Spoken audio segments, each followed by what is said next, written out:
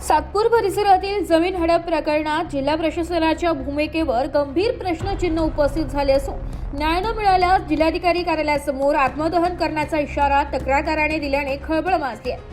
मौजे सातपूर येथील अशोकनगर भागातील गट क्रमांक 492 व 493 संदर्भातील कथित बेकायदेशीर फेरफार प्रकरणात दोषी संबंधितांच्या विरुद्ध कारवाई होत नसल्याचा आरोप करत तक्रारदार सुनीता प्रभाकर तोंते यांनी महसूल प्रशासनाविरोधात तीव्र नाराजी व्यक्त केली आहे। या संदर्भात दिनांक 24 फेब्रुवारी 2026 रोजी तसेच त्यापूर्वीही जिल्हाधिकारी कार्यालयाकडे लेखी तक्रार देण्यात आली होती।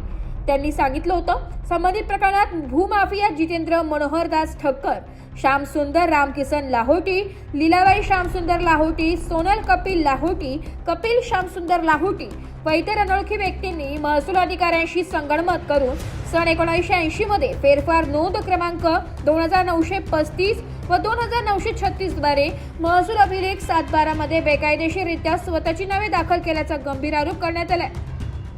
या प्रकरणात कोणतीही नोंदणीकृत खरेदी खत किंवा मोबदल्याचा व्यवहार झालेला नसताना महसूल अभिलेखात फेरफार करून जमीन बळकावण्याचा प्रकार घडल्याचा दावा तक्रारदारांनी केला।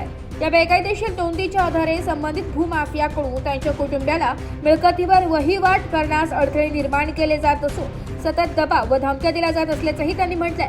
या प्रकरणी यापूर्वीही सातपूर पोलीस ठाण्यात दिनांक 20 जानेवारी 2025 रोजी तक्रार दाखल करण्यात आली होती। त्यानंतर दिनांक 21 फेब्रुवारी 2025 रोजी नाशिक शहर पोलीस आयुक्तांकडे तक्रार करण्यात आली असून चौकशी चालू झाली आहे। मात्र जिल्हा प्रशासनातर्फे इतक्या गंभीर प्रकरणात आजपर्यंत कोणतीही ठोस कारवाई झालेली नसल्याचा आरोप तक्रारदारांनी केलाय। तक्रारदार सुनीता तोंते या अनुसूचित जाती प्रवर्गातील असून त्यांच्या कुटुंबांची जमीन बळकावण्याचा गंभीर प्रकार घडल्याचा आरोप असतानाही प्रशासनाकडून अपेक्षित कारवाई होत नसल्याने त्यांनी तीव्र संताप व्यक्त केलाय।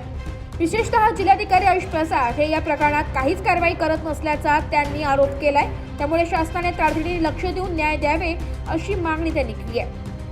गट क्रमांक 492 व 493 संदर्भातील फेरफार नोंद क्रमांक 2935 व 2936 तात्काळ रद्द करून मूळ स्थिती कायम करण्यात यावी। तसेच या प्रकरणात सहभागी असलेल्या सर्व दोषी संबंधितांवर फौजदारी गुन्हे दाखल करून कठोर कारवाई करण्यात यावी अशी मागणीही त्यांनी प्रशासनाकडे केली आहे। दरम्यान प्रशासनाने या गंभीर प्रकरणाकडे तातडीने लक्ष देऊन न्याय दिला नाही तर जिल्हाधिकारी कार्यालयासमोर आत्मदहन करण्याचा इशारा देण्यात आला असून या घटनेची सर्वस्वी जबाबदारी जिल्हाधिकारी आयुष प्रसाद व प्रशासनाची राहील असा इशाराही तक्रारदारांनी दिलाय।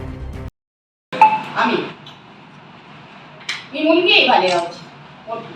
आपण 2019 च्या अधिकार मागून घ्यायचे 35 ची नोंद दाखवते ना, अर्जावर नाव लावले इथं नोंद पण आहे ना, उतारा नोंदीचा नंबर आहे म्हणे।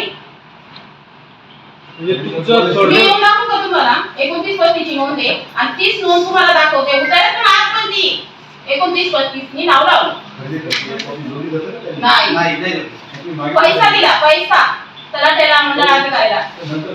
हो कोण होते तेव्हा नाव माहिती नाही मला नाव नाही समजत। काम ते त्यांचं डबल राहतं नाही, गोळा करतो पैशानी गोळा करतो लोक। तो काय म्हणतो खरकी बाई एवढी गागती एवढी बोलती आहे की का नाही खरकी दाखव ना, तोंडावर फेक ना तिच्या। त्याला पण विचारावं पोलिसांनी तर मला अटक करावं। अशी कशी अटक होऊन जाईल? मी माझा जीव मी काय करेन, पण मी त्यांच्या ऑफिस समोर आत्महत्या करणार, कारण त्यांनी माझ्या पूर्ण कुटुंबाचा 40 वर्षापासून त्यांनी छळ केलेला आहे कुटुंबाचा। जिल्हाधिकाऱ्यांनी तलाठ्यांनी त्यांना साथ दिली आणि त्यांचे नाव लावलेली का तर ते पैशावाले होते, आम्ही गरीब होतो। आमची जागा बळकावल्या त्यांना काय वाटलं नाही, दलिताची जागा त्यांना काहीच वाटली नाही, तेवढी जागा त्यांनी हडप केली।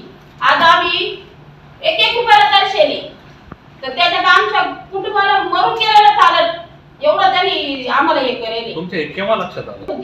तुमच्या लक्षात केव्हा गेले? तिथं जागेवर गेले। आम्हाला वाटलं आमची जागा आहे 493 गट पूर्ण आहे तो 10 एकरचा। 10 एकरच्या गटामध्ये मी असं म्हणू शकत नाही ही जागा त्यांनी घेतली का यांनी घेतली। मी जेव्हा तिथं गेल्यावर त्यांनी मला तिथं उभं राहून नाही, त्यांनी लगेच डबडं आणलं, ते डबडं ठेवलं। तर मी म्हणायचं काय संबंध आपल्या जागेवर डबडं ठेवायचा? तर मग पोलिसांकडे गेलो, त्यांनी पण सांगितलं काय तिथं भांडण नका करू, एवढं बोलले नाही, दुसरं काय बोलले नाही। करोना काळ होता, इथं गर्दी करू नका म्हणे सगळेचा। तिथं गेल्यावर ते म्हणते नाही तुमचं काहीच नाही। मग मला लक्षात आलं, मी म्हणते आमची खरेदी दाखव ना, कुठे तुझी सही दाखव, आमच्या वडिलांची दाखव, आमच्या आईची दाखव, सगळ्यांची दाखव खरेदी। नाही म्हणे तुम्हाला काही नाही, आम्ही काही हे द्यायला नाही बसेल, तुम्ही पहा म्हणे शोधा. मग त्याच्यानंतर बघितलं का त्याच्या एकही पेपर खरेदीचा नाही, फक्त 29-35च्या नोंदीनी त्यांनी पूर्ण जागा हडपली. जितेंद्र ठक्कर, कपिल लावठी, अजून त्यांची कुटुंब पूर्ण.